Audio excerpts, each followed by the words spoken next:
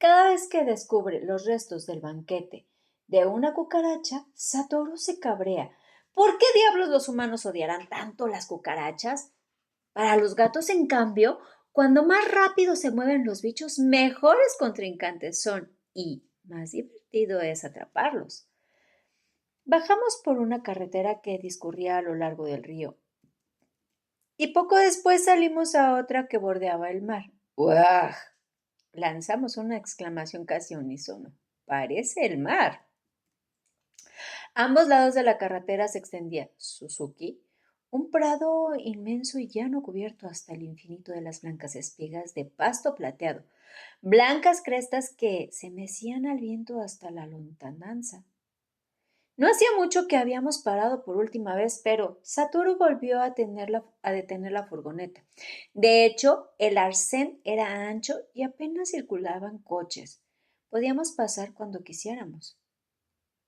Pese a que raramente pasaba un vehículo cuando me tocó bajar, Satoru dio la vuelta hasta el asiento del copiloto y me tomó en brazos. Quiero ver esta panorámica desde un sitio más alto.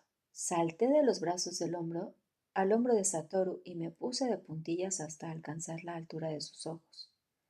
Justo en aquel instante llegó el viento. Las espigas de Suzuki se mecieron y las ondas fueron extendiéndose hasta el punto muy, muy lejano, imposible de seguir con la mirada.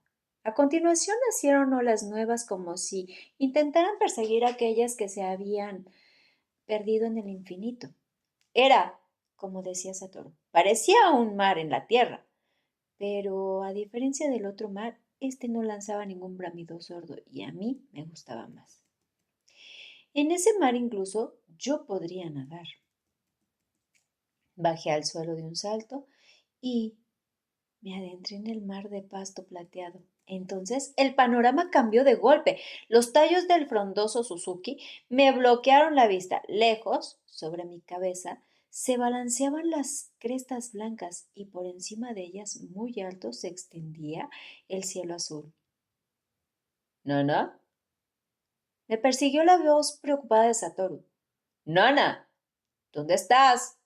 Oí cómo la hierba seca crujía bajo sus pies. Por lo visto, Satoru también había penetrado en el mar del pasto plateado. Aquí estoy, aquí, justo a tu lado. Pero la voz de Satoru que me llamaba se fue alejando deprisa. Mira por dónde. Desde aquí yo veo a Satoru, pero él no puede verme a mí. El Suzuki debe de ocultarme por completo. ¡Caramba! Anonimato total. ¿Y qué remedio? Tuve que correr en pos de Satoru para que no se pusiera nervioso. ¡Nana! Vale, vale, aquí estoy, aquí, le respondía yo, pero mi voz debía de llevársela el viento porque no llegaba a sus oídos. ¡Nana! La voz de Satoru había adquirido un tono desesperado. ¡Nana! ¡Nana! ¿Dónde estás, Nana? Mirando con preocupación hacia Satoru, cuya voz empezaba a perderse a la distancia, grité con todas mis fuerzas. ¡Estoy aquí! Y desde encima de las crestas de Suzuki vueltas hacia lo alto con el cielo. A sus espaldas, Satoru miró hacia mí, a sus pies. En cuanto sus ojos se encontraron con los míos, su tenso rostro se relajó de golpe y su mirada se distendió. Sin pronunciar palabras, Satoru se arrodilló en el suelo y me abrazó con fuerza. ¡Ey, tú! ¡Me estás haciendo daño! Voy a sacar las tripas por la boca. Tonto, si te perdiera en un sitio como este, ya no te encontraría jamás. Con tu tamaño, esto debe ser un bosque espeso. Ah, sí, un bosque espeso era aquello, de lo que Satoru me había hablado en el viaje del Monte Fuji. Me dijo que en su interior las brújulas no funcionaban y que no había manera de orientarse. ¡Qué tonto! Yo no me alejaría tanto como para perderme a Satoru. ¿Cómo perdería a Satoru de vista? No te separes de mí, quédate a mi lado. Vaya, por fin. Siempre había sabido que Satoru pensaba eso. A pesar de decir que tenías que dejarme a pesar de andar desesperado buscándome un nuevo amo, yo sabía que cada vez que los encuentros se iban al traste, tú te sentías aliviado al emprender el regreso a casa. A pesar de decir qué lástima, a quienes habíamos ido a visitar en el coche, a la vuelta sonreías contento. ¿Acaso crees que yo, después de haber visto tu rostro sonriente en aquellos instantes, podría dejarte e irme a alguna parte?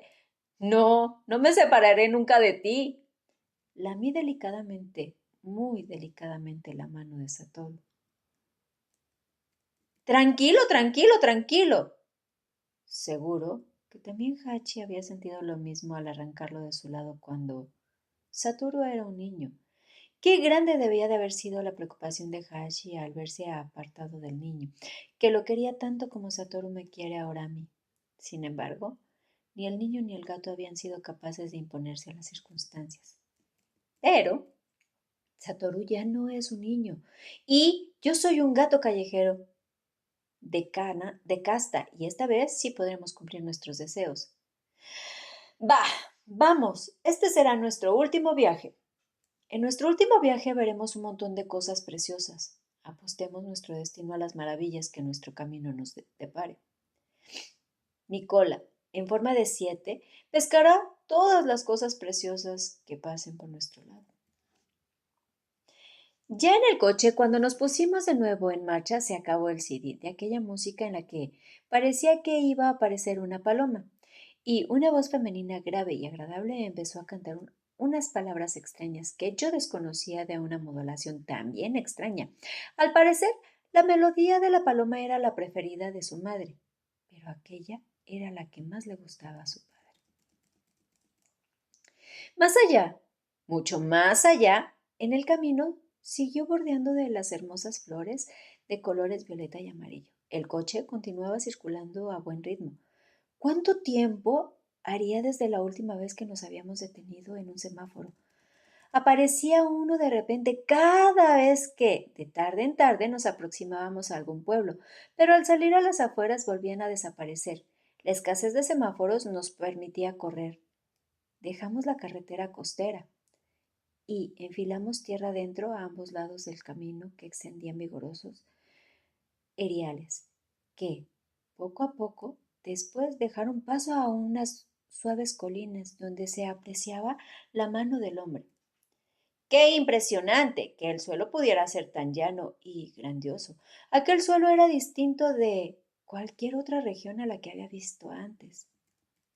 En los terrenos que bordeaban la carretera empezaban a alzarse vallas de madera. Dentro de las parcelas acotadas por las vallas, unos animales grandes, con el hocico pegado, el suelo pastaban hierba. ¿Qué era aquello? Me puse de puntillas con las patas apoyadas en el marco de la ventanilla. Dicho sea de paso, como me gustaba contemplar el paisaje, un día Satoru me adaptó el asiento poniendo una caja grande y sobre ella un cojín para que pudiera observarlo con más comodidad.